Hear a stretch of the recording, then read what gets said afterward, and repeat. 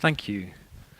One of the most remarkable features of our lives is how connected we all are, how connected we are together and with people across the globe.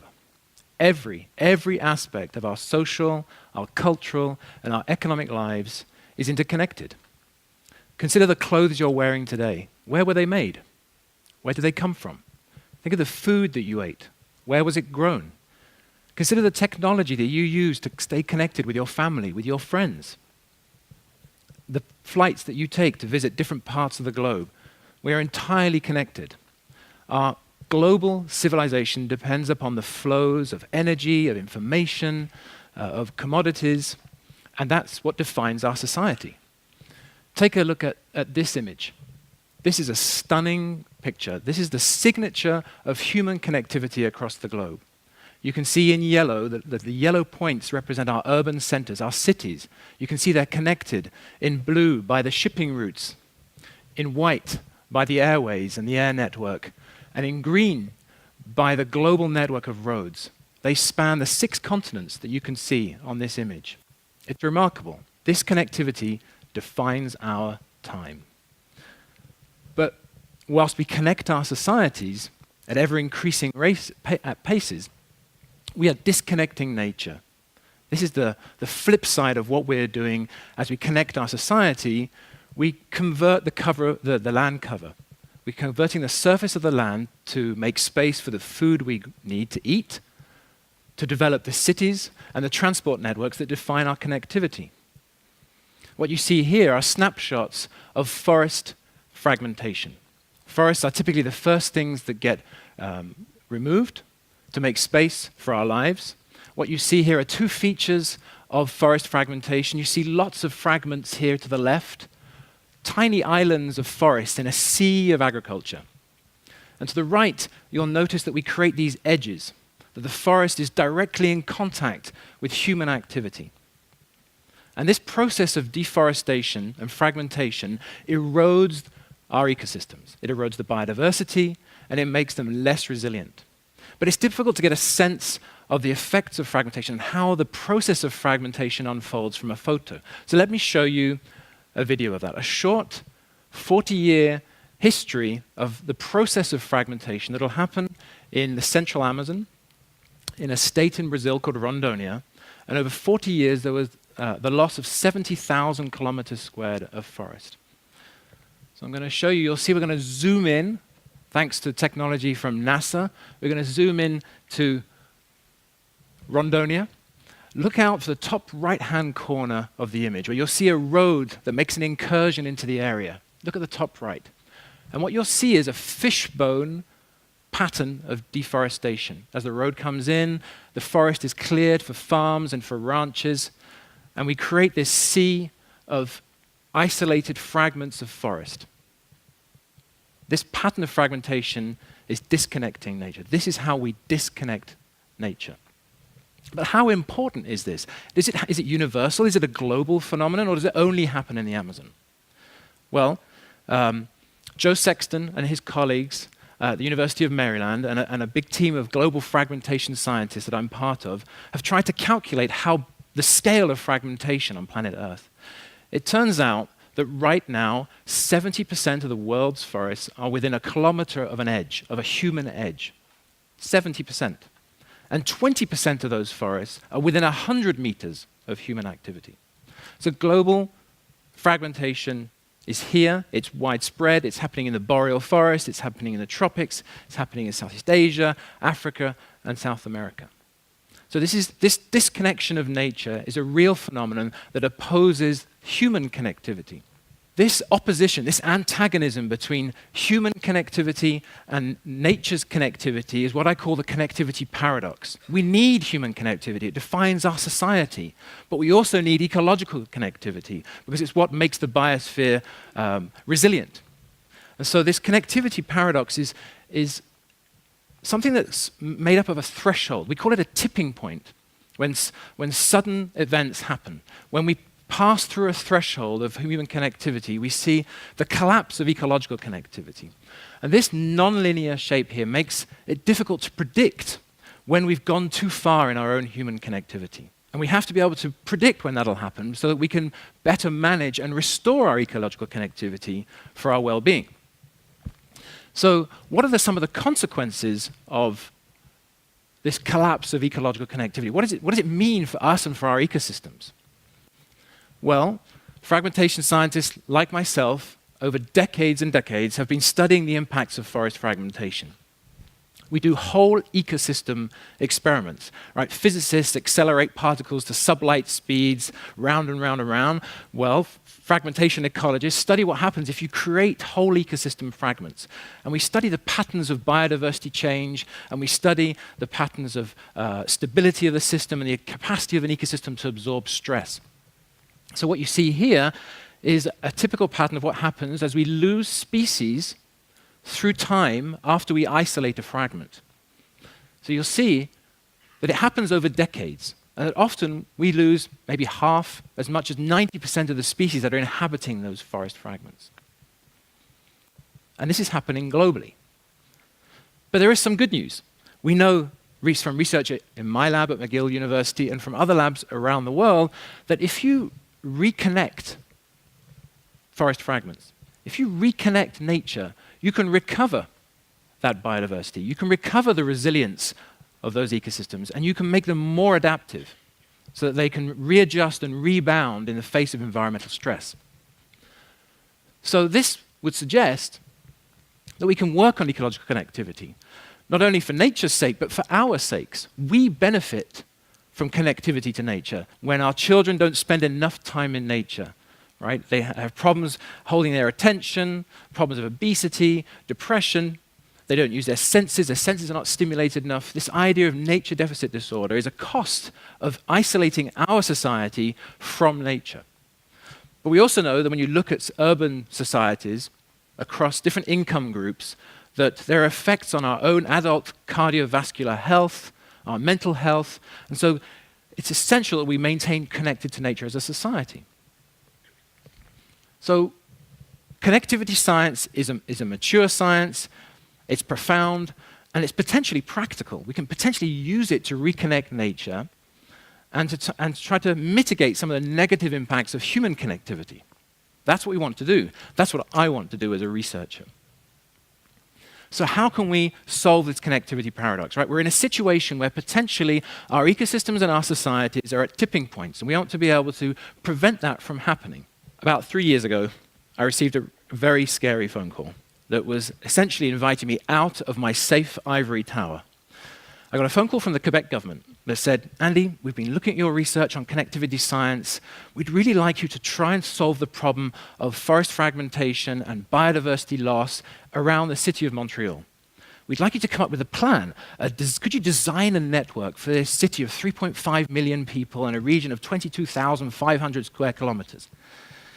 And I remember staggering, thinking I hadn't had enough coffee that morning. Thinking, sure, I'll knock that up for you in a few hours.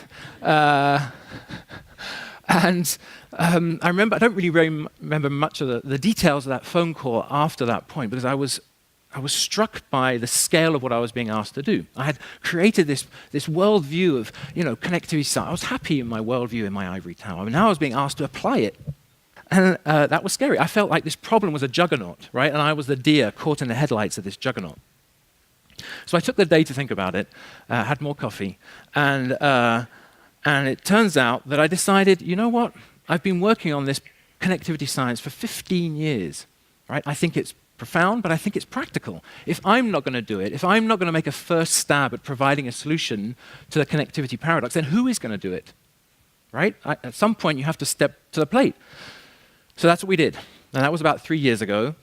And we got some funding for that from the government. And a big team of postdocs and graduate students in my lab at McGill decided to come up with a solution. And so the plan, just to remind you, was to reconnect our region. This is where we live. This is the city of Montreal, 3.5 million people. This is the St. Lawrence River flowing around our island. And this light green is the Sea of Agriculture, right, where you grow soy and maize and corn. And we grow pigs, and we use that landscape intensively. And you can see in dark green are the forest fragments that we want to connect for our society and for our ecosystems. So Only 1% of this territory is protected right now. So it's not a question we can just say tomorrow, let's protect 20%. We have to be more clever. We have to design this network from the bottom up. And this is what our landscape typically looks like. If you drive east, right, you quickly enter fields of soy, and you'll see forest fragments scattered in the landscape. How important are those fragments? How important is each fragment to the connectivity of the whole region? We don't know the answer to that. No one asked that question. I can tell you, though, that if you take all the small fragments, just the fragments of 10 hectares only, they store as much carbon as all the carbon dioxide emitted by the city of Montreal per year. So they're incredibly important just from the point of view of carbon. But they're also incredibly important from the point of view of the whole suite of species, the biological diversity that occupies this landscape, that inhabits this landscape with us. So to answer that question, we need to know how each species perceives the value of that forest fragment, how easily it can move through the landscape from fragment to fragment, and how it uses that landscape for its daily lives, for its reproduction, its ability to move and sustain its populations. But biodiversity is not just a luxury. Biodiversity does stuff. It's part of the processes of ecosystems, of our landscapes. So we also wanted to evaluate how important each fragment was from the point of view of the benefits that we get from those ecosystems. So it's not just a question of improving biodiversity, but we want to store more carbon, we want to increase the rates of pollination because, as you may know, bees are declining globally. We want to improve water quality, air quality, and we want to minimize the spread of new and emerging diseases like Lyme disease. That's great. That's also important. Turns out that if you do the calculation, to the Suzuki Foundation and Jérôme Duprat calculated that the market value of all this good stuff here is $4.3 billion per year. That's what it would cost our society to replace all of those good things. So that's our natural capital. And I want to use connectivity science to maintain that natural capital, as well as the species that make those processes work. So our lab got together, and we did some brainstorming, more coffee, and we came up with 3 design principles. This is what our network should look like, which is what the properties it should have. It should be connected so that species and people can move freely through it, right? And also to allow species that want to move from the south to the north under climate change. So that's an important property. We want it to be adaptive. We want this network to function in the future when the climate may be 2, 3, 4 degrees warmer, right? So we have to think about the adaptability of that network and the forest fragments that compose it. And we want it to be robust. We want it to be robust to the possibility that planned or unplanned cutting or loss of forest fragments allow it to work. So we're designing this ecological network with these features. And after 3 years of work, students in the field measuring fragments and the processes in the ecological processes that are going on in the landscape, turning the mathematical crank, making the computers whir and work, and applying the mathematics that takes into account all the different contributions or the components that make up the value of a forest fragment, we came up with a map. I want to show 2 maps today, just 2, that summarize our work to date. And these are the things that we've communicated to the government and to NGOs and to our partners who are working to reconnect this landscape. So here is the Montreal in the middle. You've got the St. Lawrence River flowing around it. Each 30 by 30 meter pixel has a value based on its contribution to connectivity. So if it's dark green, that means that fragment has high value.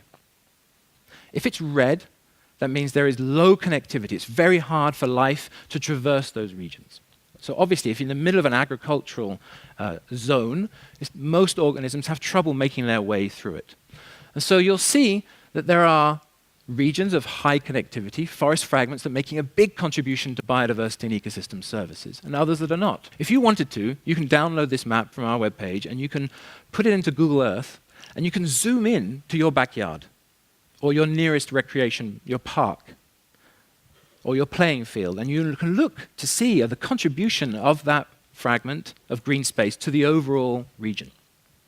But I don't want to spend too much more time exploring this. I want to point out just one take-home message from this map, and that is you'll see that dotted line, or those 2 dotted lines, encompass a region of high connectivity, a corridor, if you like, of connectivity to the north of the city. So this is what exists today. It's our natural zone or natural highway of ecological connectivity. And what I wanted to communicate to the government is that we need to act now to preserve that. Right? We need to build on that, but that's the focal point for our connectivity. So first of all, we do have connectivity. It's there. We need to use it. But will it be there in the future? Right? Business as usual scenario for Montreal. We have urban sprawl. We pass from 3.5 million to 5 million people. We intensify our agriculture. What will happen? Well, we ran the models. We ran scenarios of the future, a bit like climate scientists do, but we did it for land use change. And this is what the map looks like in 2050. Capture that image and now compare it. So hopefully you'll have seen that we have lost a lot of the dark green. We've lost many of the fragments that are making a powerful contribution to the connectivity of our landscapes because they're being cut, because climate change is changing the overall permeability of the landscape. So now we have much less connectivity, assuming business as usual, assuming we do nothing about it. This will be our region. We still have that corridor to the north. You can see that it's now eroded. There are fewer fragments, and it's there, but probably not good enough. So an important message is that we need to anticipate what's coming down the line. We need to manage our region by design. We need to connect our landscape by design. We already do this for our road networks, right? We do this for our rail networks. We do this for our trade networks. Let's do it for nature. So we can apply connectivity science. I did come out of the ivory tower. We did make it work. It's a work in progress. There are several years of work to be done now, and we're working with the government to vision Montreal's greenbelt as an ecological network. Gone are the days where we think of a greenbelt as this sort of halo of green space that we protect and we don't use. We have to live with nature. So a network is a better vision for how to do that.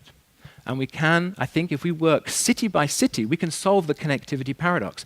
All of the methods and the tools that our team has developed are out there, are free to use. We were sharing them on the internet, so that potentially anybody can design a network like this for their city and for their landscape. We want to make these solutions accessible to all. Why is that important? Because by 2050, 70% of the world's 9 billion people are going to be living in cities. They're going to be living in cities, and for the most part, there's not enough green space. So if we restore ecological connectivity, we better connect human connectivity and ecological connectivity, then we will make the people who live in those cities happier, healthier, and more prosperous. But we'll make the ecosystems in those cities more resilient, more productive, more species rich. Right? And by doing that, we are making our collective and connected futures much, much better. Thank you very much.